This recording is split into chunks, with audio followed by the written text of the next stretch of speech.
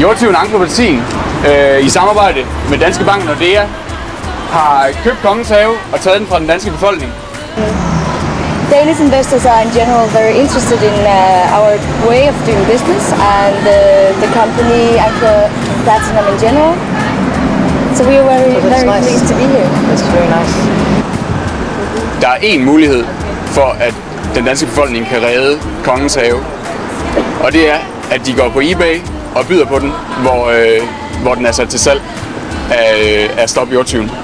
Det er den eneste måde, den danske befolkning kan få lov til at beholde vores Kongens Have.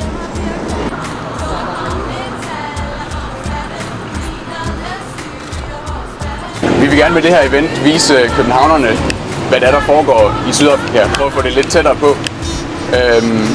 Det er selvfølgelig bare en park her i Sydafrika, der rent faktisk folks jord, hvor de har levet i generationer.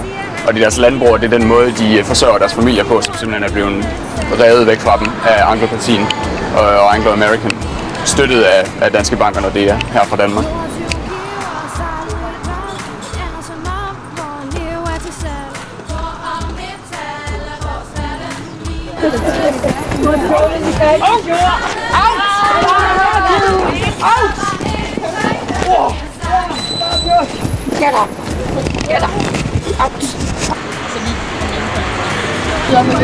Vi tabte kampen i dag om Kongens Have, men kampen kører videre om de fattige menneskers jord i Sydafrika.